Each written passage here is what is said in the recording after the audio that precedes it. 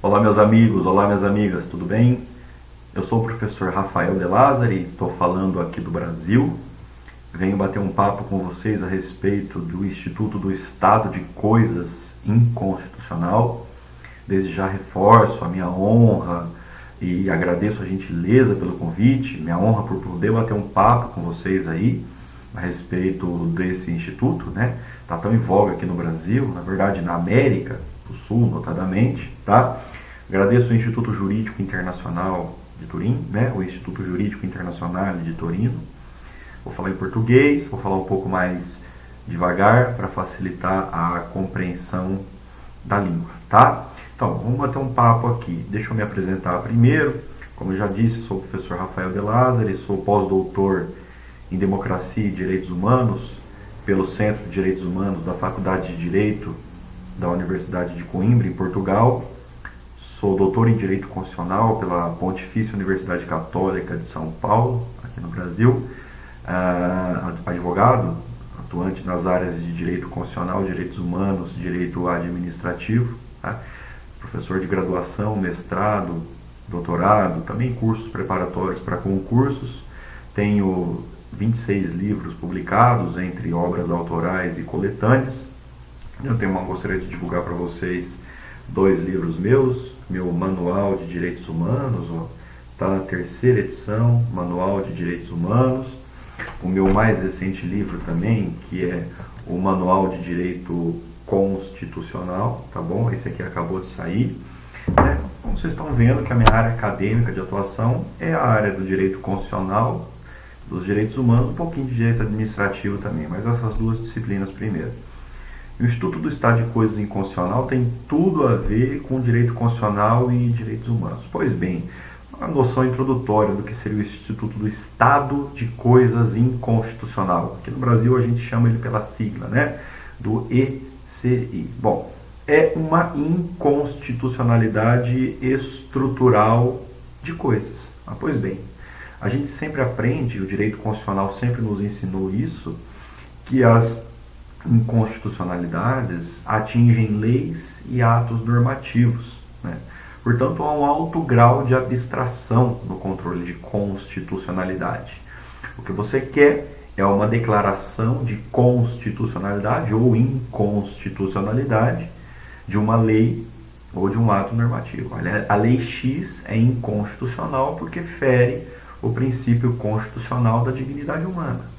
A lei Y é constitucional porque se adequa com o princípio constitucional da separação de poderes. E é assim que a gente sempre estudou a análise de inconstitucionalidades. Pois bem, a partir do momento que a gente reconhece a tese do estado de coisas inconstitucional, nós estamos falando em inconstitucionalidades estruturais. Eu não estou falando mais de uma lei ou de um ato normativo. Eu estou falando de uma estrutura inconstitucional, né? Como assim, Rafael? Uma estrutura? Sim. Há um determinado contexto, há uma determinada situação em que há tanta coisa errada que toda essa estrutura se torna inconstitucional, né? O que nós temos hoje aqui no Brasil é o reconhecimento de um estado de coisas inconstitucional em torno do sistema prisional brasileiro, né?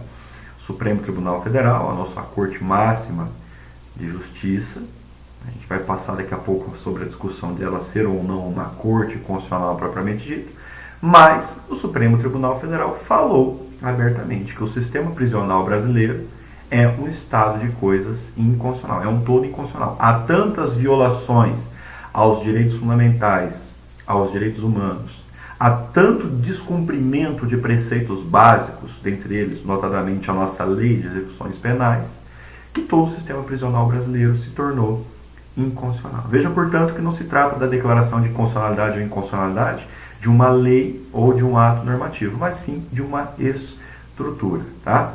Para quem tiver interesse, eu estou falando da ADPF número 347, medida cautelar, que foi julgada no final de 2015, a arguição por descumprimento de preceito fundamental número 347, em sede de medida cautelar, julgada no ano de 2015, e assim foi reconhecido. Agora, há muita coisa interessante a respeito do ECI, que vai além, obviamente, da inconstitucionalidade estrutural. Bom, a primeira questão é o fato de que se trata de um compartilhamento no âmbito jurisprudencial, no âmbito acadêmico, de uma tese que não é propriamente brasileira, né? O ECI foi reconhecido pela primeira vez na Corte Constitucional Colombiana,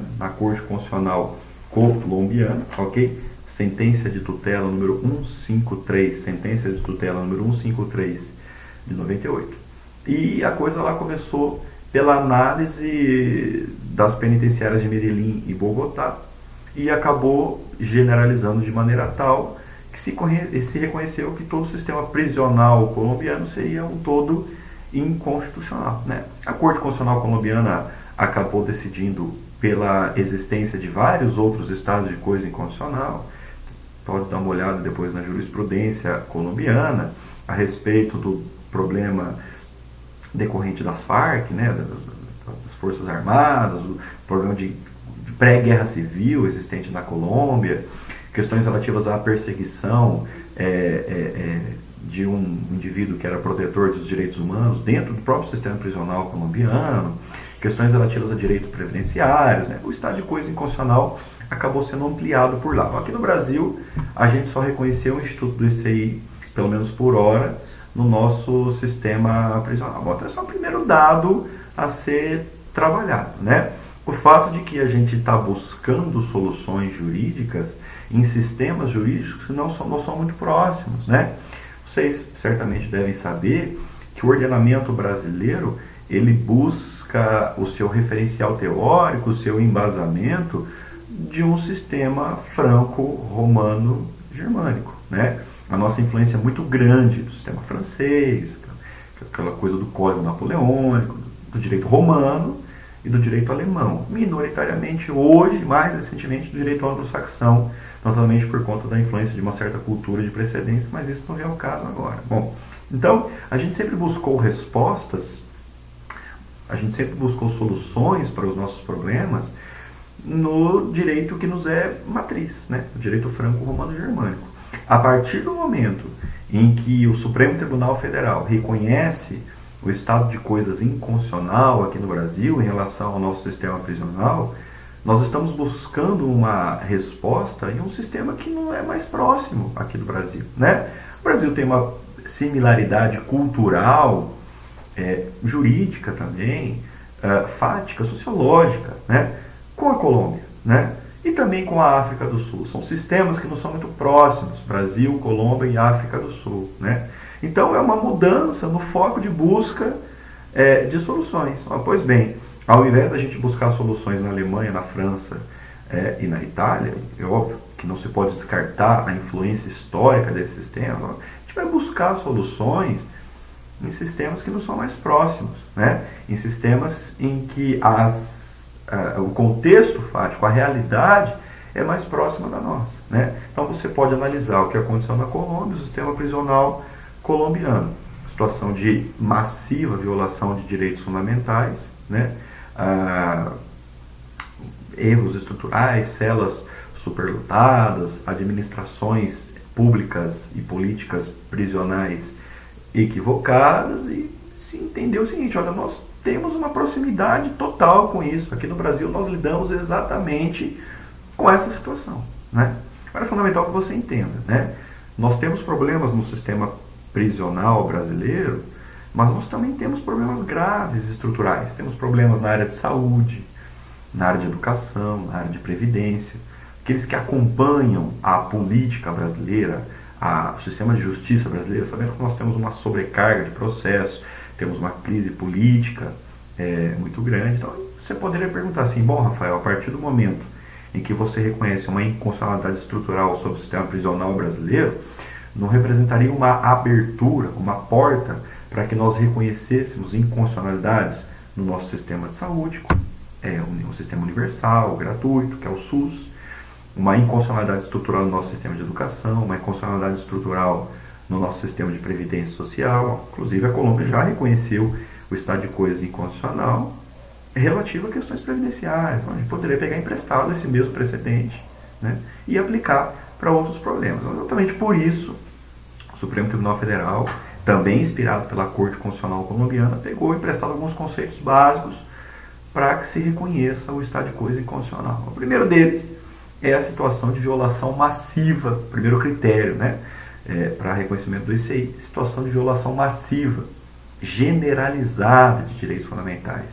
Bom, Rafael, como assim uma situação massiva, generalizada? Bom, violações a direitos fundamentais ocorrem de forma cotidiana. Todos os dias, de alguma certa maneira, você tem seus direitos fundamentais violados. Né? Então, e isso não é suficiente por si só para ensejar o reconhecimento de um ECI. Né? Então, aqui no Brasil, a gente fala o seguinte, ó, para que haja o reconhecimento de um ECI, é preciso que haja uma violação massiva, generalizada. Isto é, há uma constante violação de direitos fundamentais e essa violação atinge pessoas indiscriminadamente. Né? E o sistema prisional brasileiro acaba sendo um exemplo prático disso. Né? Nós temos presos em situação superlotada, celas que cabem 10 pessoas ocupando, nós temos aí 50, 60 pessoas, temos relatos terríveis por aqui, por exemplo, aqui a gente tem que separar pessoas pelo sexo, por idade, pelo grau de periculosidade, né? Nós temos problemas, denúncias aqui de gente com pena vencida, ainda dentro da cadeia, mulheres e homens, um caso recente de uma mulher cumprindo pena junto com homens, né? Ela teria sido submetida a estupros dentro dessa célula, um estado generalizado de violação de direitos fundamentais. Esse é o primeiro critério, tá? Um segundo critério é a comprovação da deliberada omissão ou uma ação condicionada das autoridades públicas, né? É dizer, se for comprovado que as autoridades públicas, as autoridades governamentais estão trabalhando constantemente para interromper essa situação de violação dos direitos fundamentais, não há que se reconhecer o ECI, né? Então, vamos supor, você tem uma crise no sistema educacional, mas as autoridades públicas brasileiras comprovam, olha, nós estamos investindo, nós estamos abrindo novas universidades, nós estamos fazendo investimento em conforto para os alunos, mais carteiras nas salas, olha, tudo bem. Aí você não vai reconhecer o ECI, que não é o que aconteceu aqui no sistema brasileiro no que diz respeito ao ambiente prisional. Nós temos sim algumas políticas penitenciárias, temos órgãos que atuam dentro das penitenciárias, mas estes órgãos estão tendo a sua atuação insuficiente para conseguir coibir um número cada vez maior de denúncias de violações de direitos humanos dentro do sistema prisional. Então, exatamente por isso, o Supremo Tribunal Federal falou o seguinte, olha, apesar da gente trazer o requisito da deliberada omissão ou ação condicionada de violação dos poderes públicos, né? Então, a parte tem que agir deliberadamente para dar causa a um estado de coisa inconstitucional, apesar de eu reconhecer esse requisito de excepcionalidade, no Brasil está havendo uma violação deliberada, generalizada de direitos fundamentais, e as autoridades públicas estão se omitindo, né? Ou atuando condicionadamente para, vou usar uma expressão que a gente usa aqui no Brasil, que é tampar o sol com a peneira. A gente fingir que a gente cria uma solução, né? Fica no campo das ideias, das palavras, né?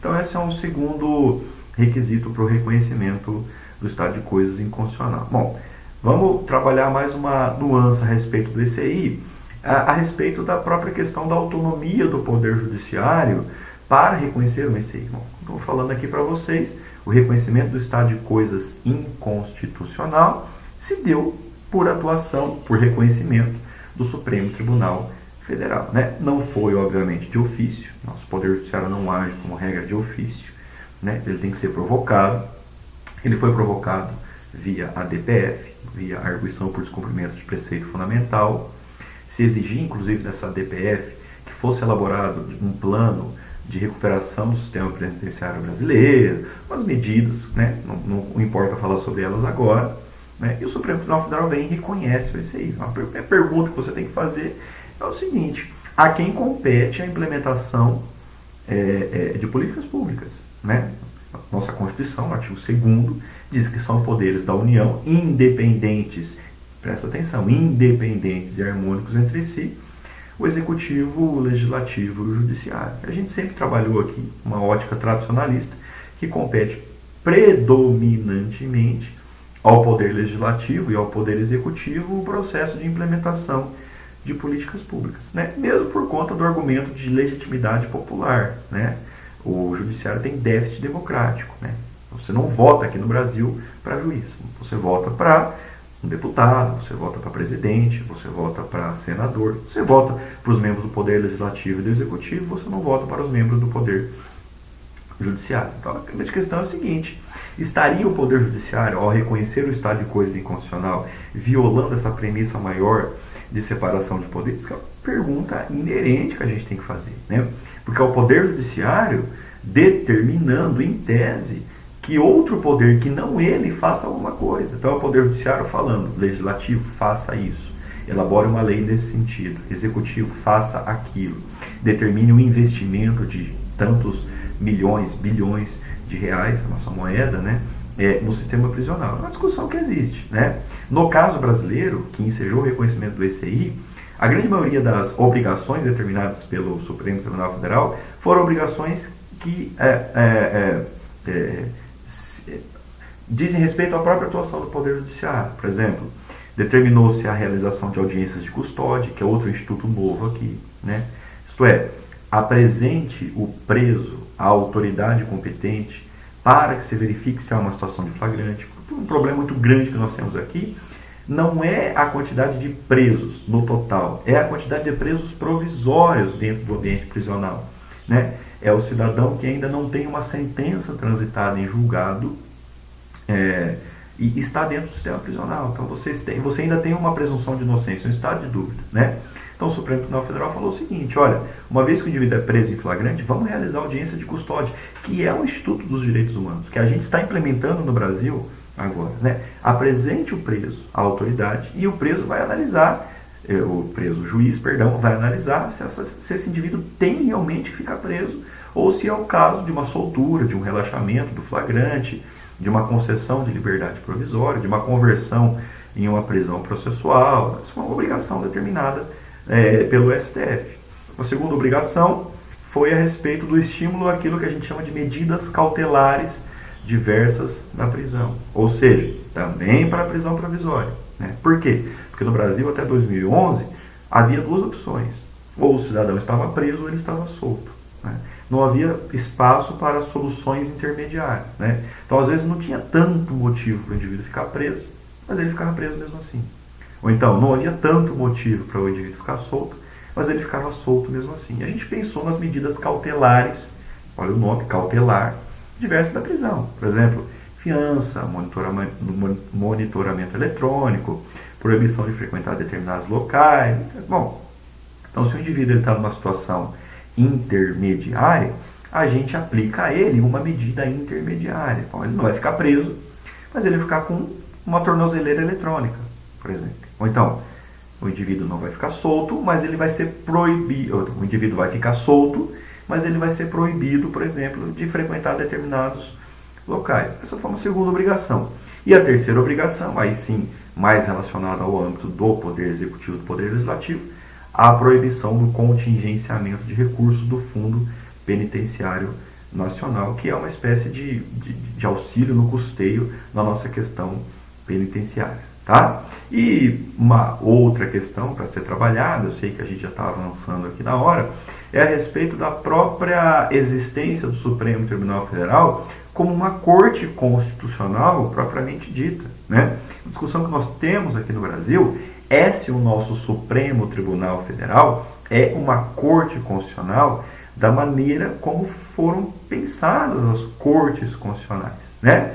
Então, por exemplo, o ECI ele foi reconhecido na Corte Constitucional Colombiana. Lá é uma Corte Constitucional propriamente dita, né? Com a ideia de um órgão deslocado da própria estrutura do Poder Judiciário, com uma atuação relativa, restrita mais a questões constitucionais, né? Por quê? Porque no Brasil, o nosso Supremo ele faz parte da estrutura do Poder Judiciário. E ele tem sim atribuições constitucionais, mas ele tem atribuições que por vezes escapam de uma atuação meramente constitucional. O Supremo tem atribuições, tem competências originárias, e ele vai instruir um processo propriamente, né? Ele tem competências recursais e ele tem competências extraordinárias. Somente, aliás, notadamente, quando a gente está falando de uma competência extraordinária, é que o STF se assemelha mais a uma corte, mais a uma corte constitucional. Então, uma primeira discussão que a gente tem aqui, antes de analisar a legitimidade, etc., é se o STF pode fazer isso por sua ausência de características de uma corte constitucional típica, né? A gente fala que o STF seria uma corte constitucional atípica. Eu não gosto muito dessa expressão. Eu acho que ou é ou não é, né? Mas é uma discussão que nós temos por aqui. De toda maneira, o estado da arte é esse, tá bom? Nós temos atualmente o reconhecimento de um estado de coisas inconstitucional no que diz respeito ao sistema prisional brasileiro. A gente está transcendendo a uma análise de inconstitucionalidade sobre leis e atos normativos.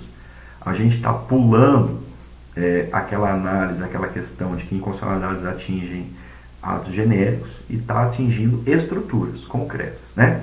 É como se você passasse em frente a uma cadeia, a uma penitenciária aqui no Brasil e falasse, olha, aquilo ali é um todo inconstitucional, né?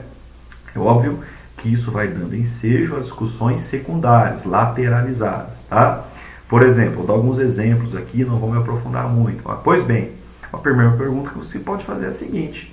Bom, considerando que o sistema prisional brasileiro é um todo inconstitucional, um indivíduo que esteja preso, né, ele pode manejar uma ação de responsabilidade civil do Estado, buscando ser indenizado por estar preso dentro de uma estrutura inconstitucional?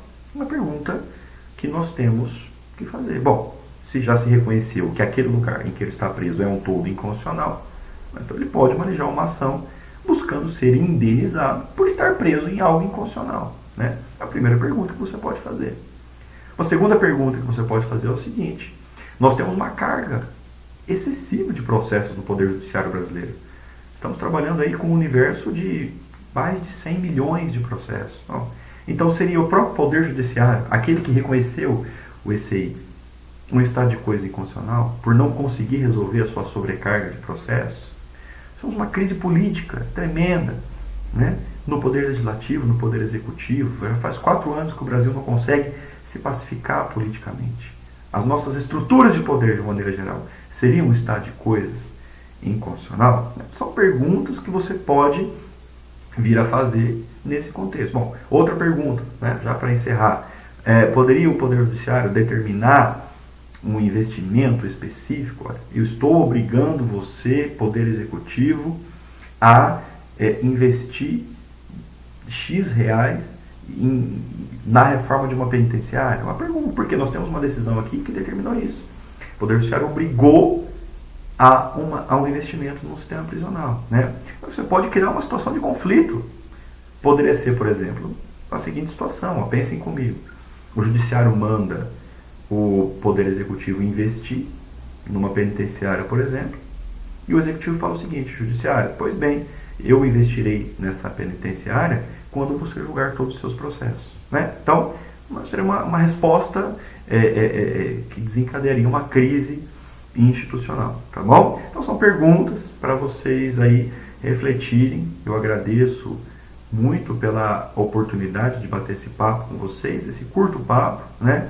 Agradeço mais uma vez ao Instituto, né? Instituto Jurídico Internacional de Turim. Deixo o meu e-mail, caso alguém tenha interesse em entrar em contato, que é o prof.rafaeldelazari, RAFAELDELAZARI, @hotmail.com. Não precisa colocar o BR, é só o .com, tá bom? Me coloca à disposição aí para a gente bater um papo, quem sabe alguns projetos futuros, ok? Agradeço mais uma vez, obrigado pela gentileza, e caso tenha algumas dúvidas, eu fico à disposição. Nossa palestra é gravada, obviamente, a gente não vai conseguir bater aquele papo, talvez seja a parte mais interessante, né? Melhor mesmo do que uma palestra é um bate-papo, é você ouvir os colegas, né? Esse compartilhamento de experiências, possíveis efeitos colaterais de uma decisão assim. Mas o nosso e-mail está à disposição para isso. A gente pode continuar essa conversa em uma outra situação. Seria extremamente honroso para mim. Valeu, pessoal, muito obrigado, agradeço pela gentileza.